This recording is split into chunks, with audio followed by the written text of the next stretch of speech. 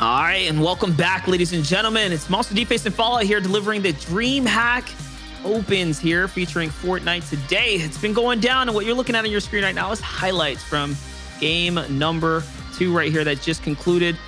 A lot of action unfolding here today. Fallout, it has been quite the day. Honestly, you can see it's been heating up. It's kicking up. We have a multitude of players that are now finally starting to get into the groove of things, but just like a quarter of the way through the competition, we're starting to see our clear players who are performing well and others who are kind of falling behind. Yeah, that's exactly right. And I'll tell you right now, if Shio mentioned yesterday it was like a 5-lane highway, well, this is Europe. This is the Autobahn. We are cruising through the competition already in game number 3, as these players have been playing so fast-paced, so incredibly aggressive in early game. I like the aggression early on as we're on board with Castry. Interesting change-up from Castry, as he's known to play authority. Now he's going to be dropping towards outskirts on a Soul House, fighting a 1 versus 1. I like the shakeup from Castry. He's kind of recognizing, hey, it's not working for me. Let me play early on. It's going to be a pickaxe fight to start things off. Advantage right now in favor of Castry. No way, we're getting a little grief action happening up here. Castry switching it up. As we know, last game he didn't have the authority loot either, so it makes me wonder if he's already been swapping out his drop spot here, and is this the first or second fight? I like that he's playing a flex drop there. Why risk your tournament odds, your grand finals against Mongra and Hardfine, when you could just come over here and find yourself a free elimination? That's how it's going to kick it off, as we're hopping over to some more fights here between Wakey and Snazzy, and Wakey also finds one for free in the air. Yeah, 2 early elims. You like to start your game off that way. That's a nice little cushion. You get, of course, the Siphon helps with some of your overall heals. And, of course, from a points perspective. Meanwhile, we're going to jump on board with our champion from last game. It's a Nas who has been dropping Misty Meadows. Our intel has been correct with 4 others this time. We knew that 2 others would be dropping Misty, but it looks like there is a 4th this time around. Gyanza and Zynie are the 2 that have been dropping alongside of Nas. Not sure who the 4th is going to be. That's right. You can see Weck just kind of hanging nearby here. Anas did just take that last victory, so he is on fire as it stands. And I mean, our intel was correct. We knew that Anas was playing the Misty's portion alongside Gyanza and crew here. But hey, he's got this portion, this side to himself at the current moment, which is pretty huge, honestly, because it allows him to get comfortable, get looted, while the other 2, Gyanza and Weck here, might just clash into a fight. We'll have first dibs on a third party. It does pop off. Yep, I hope we see at least some early game action. A lot of times, especially in Misty, it's such a big POI. There's a lot of loot to go around. It's kind of like Happy Hamlet from back last chapter, for those who remember. A lot of times you'll see people just split the POI and not fight early on. No reason to, not necessary. We'll see what comes to fruition here in this early fight. All right, we're watching from Weck's perspective, and no, I was wrong. Anas actually does have someone on his side as well. Oh, there's 4 players fighting it out for Misty. And I mean, remember, ZH1NY, Zinni here, was one of the players that was queued into the Misty area as well. We did get some intel pre-cast to find out, a little bit of a drop spot. Don't worry, casters do their homework too sometimes, right? So we have a good inkling of who's in the area, and Letwick is also on the hill just nearby. So Letwick is over there, but Weck's going to be the victor here, who takes out Gyanza in quick fashion. Nice. It's a good pickup from Weck. We also know that Deox plays southwest of Misty Meadows. We might see him come through the fray. That actually might be him, as you see in the minimap on the bottom right, lingering across map, or it might be the purple at the bottom left. Meanwhile, Mr. Savage, speaking of rotations, we talked about it in the minimap. He is going to be making his rotation from the boat, sending some warning rockets, flying, as that is his typical rotation through. He spots Wave Flick. Just like we said, Wave Flick does play Craggy. Spots Wave Click to his left. Wisely, he's going to put up some materials to make sure he stays in the clear, and then he's going to dodge that boat and make a good old-fashioned rotation. And take a look here. It's Doko who's in the water right now, who's trying to sneak up on someone. Savage is the one who's doing all the sneaky shots, the third partying from the side here. He's on the island mass. Now remember, we did see some fighting here happen before coming into game 1. It's not going to be the same duel of fates, though, as Mr. Savage is going to continue his rotation. Doesn't want to stick around for too long. He sees the players disengaging, so he's going to do the same here. He's off to a really good start, honestly. Medium bullets looking pretty decent. Crash pads for the movement. Yep. Resources, not the greatest, but plenty of time here on the zone to get his farm on.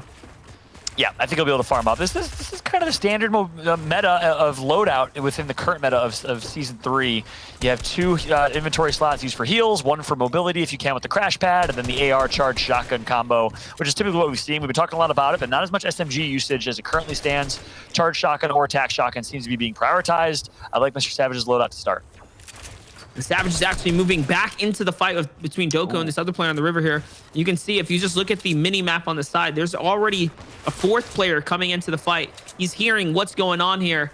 Mr. Savage forced to back up again. And we talk about how this has already costed him a fair amount of resource. Now it's cost him shield as well as he gets tagged here. I mean, for someone who's in 3rd place, you don't want to lose the momentum now. He made a decision that he wanted to try and, tempt that 3rd party, and now he might have to pay for it as the various parties from around surrounding areas are going to come through. Looks like Rioster is entering the fight as well. Mr. Savage in 1 versus 1. Rioster right alongside of him. He needs to pick up this helium quick, and he's not going to get it. There comes Rioster, who gets the tag from the back. Mr. Savage is going to crash pad his way out if he can, but it's looking dangerous right now. Interesting fight to start things off. That's right, and now he's already onto no heals. Basically, he's got 1 mini left, and he can pop it here if he so chooses. But these are some interesting resources that he's committing to the fight. Like we said, now the material count also down. This is huge. He needs that, and yes, he gets the big tag, but he needs more. He has to conclude this fight ASAP. There's more players already pushing in, and there it is. The crash pad into the box. The first whiff, though. No! Savage needs this, and yes, he is going to connect afterwards. But oh my gosh, that was so close. Wow. Crazy finish. That would have been so sad for Mr. Savage because he kept getting so many tags. He's done so much damage and hasn't gotten the limb. Finally, he gets the one on Rioster. Meanwhile, we did see Letwick got taken out by the hands of Wolfies. Y'all know what Wolfies is capable of. Letwick of Gambit, 2 games in a row, I think falling early here. Not the showing he would have wanted. And I'm interested in how they started fighting because I know Letwick drops near Salty Springs. Wolfies drops over in Caddy Corner, so I'm interested in if one of them changed or if an early rotation came through. No, yeah, I can paint the bigger picture. We actually saw Letwick briefly when we were looking at a NOS over in Misty, so it looks like he was in the mountains, switching things up as well as far as his drop spot, and he rotated through to Caddy's Corner. Unfortunate for Wolf, he's getting caught on his warpath there, but it is what it is. Like we said, we've already seen a few pros mixing it up. Same like we did Caster at the start of this game here, coming into game 3. I'm so happy to see that because so many times, again, in Fortnite, people just want to flex their muscles. They want to try and force something that's maybe not there. Have a few strategies. If you're an aspiring Fortnite player right now, so many people just have one drop spot, and I've always wondered why. Have a few strategies in place. Have a few different opportunities for where you're going to drop. Meanwhile, we're going to jump back on board with Mr. Savage and 1v1 against Steelix. That is right here. Let's see though. Steelix, Mr. Savage taking these mid-games fights. So gutsy considering he's in top 3 right now. You'd think he'd be a little more passive, but no. He's playing for first, and that's why he's trying to be crowned one of the first ever back-to-back a series like DreamHack here.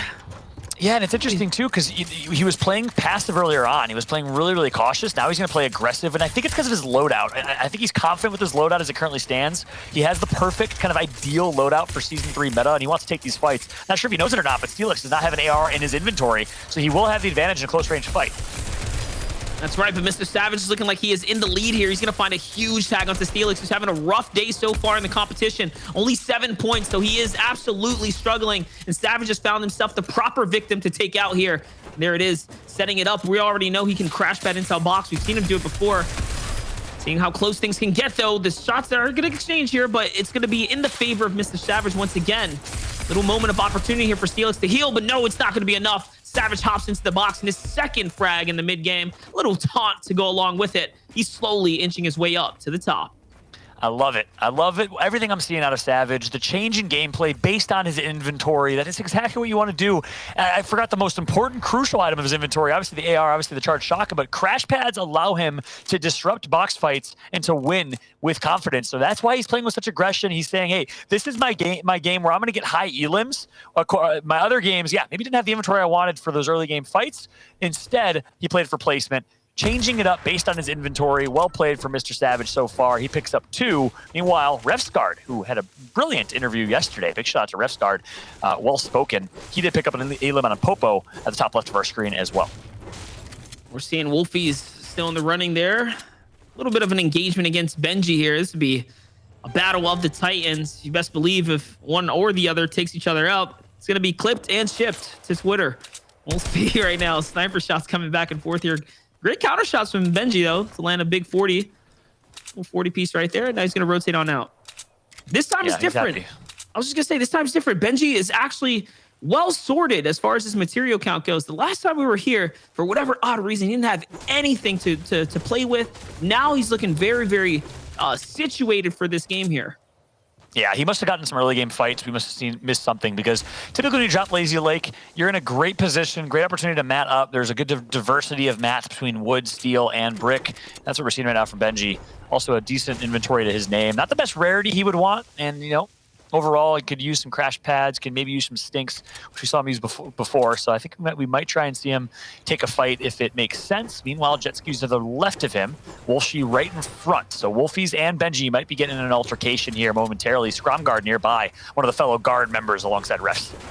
That's right. Benji looking to retaliate here for all the commotion that was caused in Lazy Lakes, not letting those sniper shots go unanswered, and he's sneaking up. He's got the charge too, so you know he's going to do some really good damage, especially if you get close. But Wolfies catches this down Q there and realizes, hey, someone's nearby. Now, if you are Wolfies, you recognize the skin here. You know this is Benji. This has been his competitive kind of fit. So the fact that he's just outside Lazy Lake in the fit he's rocking, he knows what's going on here. So this is probably going to be quite the engagement. And yes, the little BM from Benji behind the wall, dropping to take the L. Wolfies doesn't like that one at all here. This is a one-on-one fight. It's going to happen here.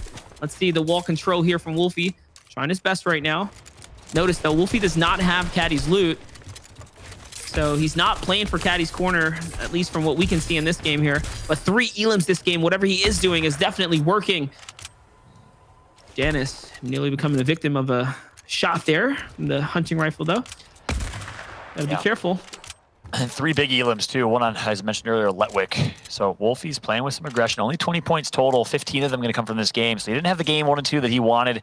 It's game 3 where he's looking to make up for it, and he's off to a solid start. Much like Mr. Savage, Wolfie's on the south side of the map. Wolfie's on the north side of the map. Or the other way around, sorry. Northie's on the south side of the map playing with aggression. Kind of curious how Janice has ended himself up all the way on the southern portion of the map, whether or not he mixed things up from his steamy stacks drops this game, and or just had a super dead rotate down the water's edge. We do know Janice is a master at rotation. He's willing to take the risk that it takes to get to the least congested portions of the zone. I mean, it's the reason why he makes endgame every single time. He's so consistent with it. Whereas players like Wolfies now depend on their elims and how aggressive they can be in these early and mid-game fights. But Wolfies is kind of put dead in his tracks here against Benji, someone of equal caliber now. Yep. Yeah, and I know he was playing against Tayson in that steamy fight, and that's obviously a tough opponent. So I wonder, of course, Tayson being one of our 6 or 7 European players who qualified for North America East. You'll be seeing him all day long. But I wonder if Janice decided to switch things up. We'll try and catch that next game if we can. But a nice overhead view of where everyone's posted up, pretty evenly spread. Got your 1x1s throughout. And now Wolfie and Benji in a little bit of a fight here. We'll see if they decide to pursue. That's right. Exchanging shots back and forth, trying to see if he can entice Benji into a fight. Little does he know, both players are super comfortable as far as their health resources go. They have a lot of options here. It's gonna be a really drawn out fight if the tagging continues, but either way, we're taking a little look at the other side here. Pretty good loadout. See his hard find. We're gonna get 2 players who's gonna engage into one another. There's also tags being put down. This player in front does not have any heals. Is that a launch pad possibly coming out, I believe? He's going to go on and hit that. The hunt continues. So now we're going to get the rotate straight into the map. Just based off of the points right here, not the greatest start for this player that we're following alongside right now. But it is something. 34 points, nothing to be too upset about. I mean, we're only into game 3, like we're set, a quarter of the competition through. Maybe more like a third as we're approaching the halfway mark here. And again, the leaderboard is already starting to set up. What we know is that Mr. Benji is doing okay in the competition, but Savage is doing even better, as is Anas, who's towards the top here right now. Well, one thing I was actually gonna question was Wolfies and Benji opting to stay towards edge. Finally, they're gonna rotate in, but they could have rotated in a little bit earlier. We'll see if it ends up costing them. Is now they're making the rotation a little late. Gonna catch himself in a fight here is Wolfies. Benji, you see on screen as well, making his way on a rotation through. Very, very southeast part of the map right now, as Wolfies in a 1 versus 1 box fight as it currently stands. Only 40 builds total, so not very, very good in terms of resources and materials. Here we're seeing a little bit of an engagement go down. Wolfie's still being aggressive in the mid game right now. And remember, he is on the congested side of the zone. The zone is pulling straight east, and he's on the most western part right now, which is a big problem for players that can potentially third party from behind. There's a reason he's going to get taken out right now. It's because there's so many other factors in the vicinity, many threats here that can potentially jump in. I mean, just look at the plates there showing you that there's a few eyes in the area that can see into the fight.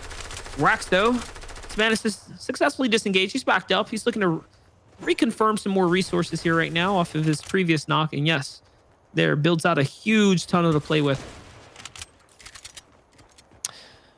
KS1 Light, one of the players we saw in that infamous Frenzy Farm endgame, one of the best endgames we've seen. I had a chance to call yesterday. It looks like he's in a bit of an altercation with Wolfies. Wolfies just keeps kind of, lurking and violating people's 1-by-1s. Not taking all the fights just yet, but at least entertaining them. I think the reason is only 28 total builds to his name, so he wants to see if he can try and get a fight. Needs to try and connect for some materials. It'll be huge, but now he's going to have at least some materials here he can farm if he wants to on the rotation over. I mean, this is what he does. He commits so much to these battles here, and you can see that it's really eating away at his resource count. It's becoming more and more evident that he's going to have to take one of these fights eventually. And this might be the time to do it here. It's just a matter of choosing who and when, because the zone is continuing to pull further and further away now. Only 17 builds, not a lot to even make this rotate, let alone park up into the next zone. A little bit of resource gathering right now as he's looking around here. There are players already on the move, so possibly looking to recycle the rotate here. If there's someone nearby, it's Rax once again, who is on the opposite end of it, right? Rax has completely maxed material because he caught an impact frag. He found some loot. Wolfie's trying to gather intel, make sure this catacomb's nice and clear. Like I said, he can move his way to the loot, be pretty nice for him. Yeah, one player we just saw get eliminated is Kami from Poland. Kami with a good showing yesterday. I haven't seen a lot of Kami in this game so far, but he gets eliminated in this late game here. On board with Anas now, our winner from the last game. As Anas currently sitting in a pretty good, favorable position in the ring. He needs to, of course, be careful for his 6, but he can maybe get some tags with an AR across range if he chooses to do so. With some good edits here, he should be able to get some free shots. Yeah, he's actually only rocking the compact SMG for long range. Quite an interesting loadout. Oh, yeah, you're right. Yeah, you think about where he positioned himself too, like up on height. You think he'd have an AR to back him up, but no, looking like a Tfue loadout, where Tfue will tend to just rock an SMG over the AR or an hunting rifle in some instances for long ranges. So quite interesting. Yep. And you think maybe he'd be playing low and mid ground with the SMG with the loadout he has, but instead holding high ground for now at least. One thing to keep in mind, this is a southeast finish. This is our most mountainous area of the map in Season 3, so it is going to be a hilly finish. A lot of natural elevation, a lot of mountains that might make some rotations even more difficult as Wolfie's going to take out one brilliant elimination coming through on Haijo from Wolfie. Wolfie's not done yet. 4 limbs to his name. He needed a big game. He's gotten it so far. Let's talk about this for a second here. I'm looking at Anas' situation right now. If the zone doesn't favor him, he doesn't have mobility to cut across. He barely has any resources to work with as well here, as he's very far from a cap. This is going to be tough. The replay mode down in the corner, though, is showing you how Rax caught that impact elimination earlier. He was already sitting so strong. Let me give you guys the full picture on how this is all kind of unfolding. And yes, the zone is going to pull all the way across the ravine, across this little ditch here off the side of the mountain. Anas now is panicking here, possibly thinking, what do I do? And oh my gosh, I'm not sure what he was thinking branching out like that, but it was definitely the wrong idea there. RPG is going to be a destructive factor right now, but too much focus onto him. I don't think it's looking too good for Anas. This is where he loses his lead. Yes, he gets taken out and now halted at a red light here. Yeah, well played from Tomzy, though, recognizing, hey, opportunity to take a favorable 1 versus 1, get a quick elim, and he got some help from KS1 Light on the side as well. But right there, Anas, tough situation. In this endgame in general, though, materials will be key. So when we switch to players here, keep an eye on their total builds. Tomzy with a ton after getting that elim, but it's going to be important, especially with the elevation, to have builds to make your rotations through. Tomzy makes his rotation, and now he's getting focused by everyone on the map, it seems like. It's crazy because Anas falls to basically Tomzy, giving him the focus point there. And Tomzy had all the rotates that he needed. So if he would have just waited a little longer, Tomzy would have set up these rotations successfully for him with the launch pad here. But Tomzy's parked out in front of so many enemies that he is just getting targeted here. That burns through 500 material because of how much fire rate was coming at his walls there. Not to mention the extra builds or the resources that he had to pour into the heals there. So now Tomzy exhausting most of his bank there. Puts himself in an interesting situation, but he's not out of the game just yet. Zone 6 going to reveal itself soon in just 6 seconds. It's going to determine whether or not they're going to have to cut across. Saw Bad Sniper fall in the feed there. Bad Sniper had a great game 1. Now getting taken out here. This is game 3, guys. Yeah, Benji Fishy, Castry still alive. Devour Waze, who we saw, had a nice game with High Ground, playing High Ground yesterday. Keep in mind, High Ground's still so important in current meta. You know, we know that tried and true High Ground meta, we've seen people like Bizzles, Dayton, North America do such a good job of for such a long time. Stays consistent, one of the most consistent pieces of meta. So expect these players to try and maintain Ultimate High Ground if you can. As we're now on board with Tomzy, but we still see Flick, Waze, so many people still alive in this one. Kinzel, Vortexters, who played, I believe, over in Lazy Lake with Benji Fish. He's still here.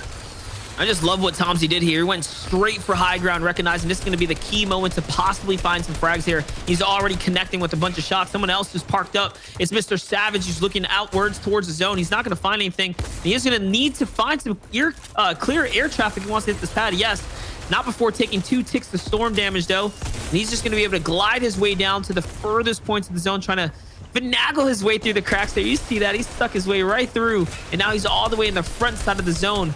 Jumping into Rax's old tournament tunnel builds here. Castry is going to be on the receiving end of the fire shots there. Now we just have all kinds of action. 2 different perspectives, though. Tomzy way up in the heights area, branching straight out, and Mr. Savage down in the low here, cutting its way through retail right now. Yeah, Mr. Savage has been trioing with Benji and Lecce from Germany. We all know what he's capable of, and a brilliant rotation coming through from him. That's exactly how you want to play it. Play the edge of the circle, and then turn around, fire off, and get as many elims as you can. Meanwhile, a couple people elim. Diox is one of them on the top of our screen. Mr. Savage picks up 1 on the member of MCES. Chili gets taken out. Tomzy going to get yet another. KS1 Light, another elim for him as well, as that Tomzy KS1 Light rotation's coming through. And there it is. Tomzy actually lands in the box off the crash pad and finds himself Kinzel right there. A huge elimination. And now things are really cooking up, guys. Top 20. And we're approaching this end game here. I'm seeing Artur, Castry, and another end game right now. Toos making it all the way through this far. Wakey as well in this game. Things are really heating up as Mr. Savage now playing the low ground again, still keeping it up. And now Tomzy's going to find his way down to the low ground as well. Will we see another cross of paths here? It's going to be the question now. 15 players remain in this lobby. It is stacked with big names like Mr. Savage, Wakey, and a few others. Castry gets eliminated by Scrib, and Mr. Savage does get another pick. That's going to be 4 elims for him. Down to 40 builds, so he's in a pretty healthy spot here. Good math. Has a crash pad as well for some rotations, or if he wants to force a box fight, and he's going to get another elim. Huge plays with the purple tactical shotgun. He opts to drop his charge shotgun for attack, and it's been paid off here. 1v1 against Tomzy. This is huge. Yes. And he's going to connect yet again. 6 elims. He's not done yet. Unfortunately, gets blown into the storm, but it's okay. He'll be able to recoup. All right, he's still in this to win it, though. 6 players remaining. Wakey's actually going to fall to the storm there. Unfortunately, Savage did not tag him in time. It could have been a free elim. He's going to go ahead and reload that shotgun right there. And now Savage is in the game here. 5 players remaining. Flick is going to get taken out, though, by Rax, who jumps down with a big drop kick from height. And now we see with the wide shot here, it's Noah who's on high ground here. This is his game to win. Mr. Savage is hanging out in the low ground right now. 180 points for him. He is very well on a consistent track right now, looking so good and so strong. The player up above, though, is going to go ahead and crash pad out here, Fallout. It's Noah, though, who's still giving a run for height. Yeah, but look how many builds he has. This is where we said it. Builds are going to be so crucial because he's going to have to go up top. He's going to get a crash pad into the face here as Mr. Savage gets an elim, but in the end, it will be our no-name player here. So not Noah, I don't believe, or if it may have been Noah. I think not sure. We'll get confirmation ASAP. Teak is actually the one who gets the win. So a second place in game 2, a first place in game number 3. Let's go ahead and jump to a break. When we come back, we'll be breaking down the action right after this.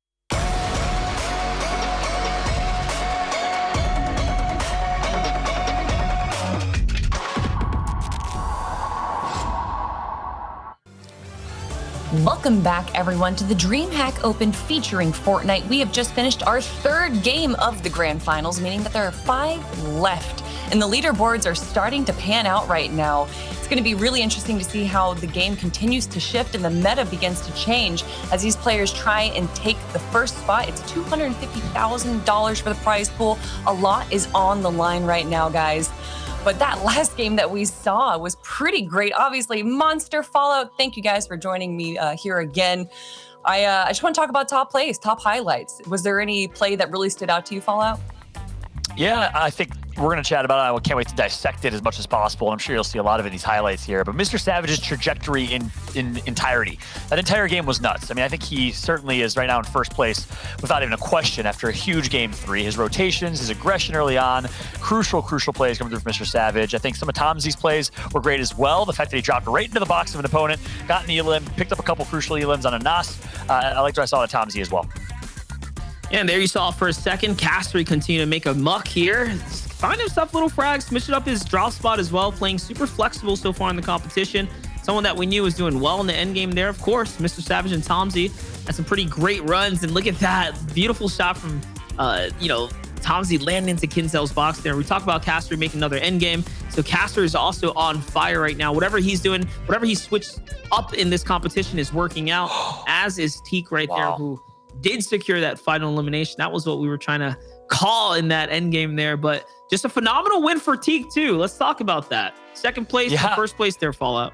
And both times, I saw it right there as well, but in game 3 or game 2 as well, he's had a couple situations where he's had no shield, 70, 80, 90 HP and has to hit that headshot, hits the headshot right there on Mr. Savage to come out on top. His wins, his success has not been given, it has been earned, undoubtedly. I'm liking what I'm seeing out of Teak, some great consistency.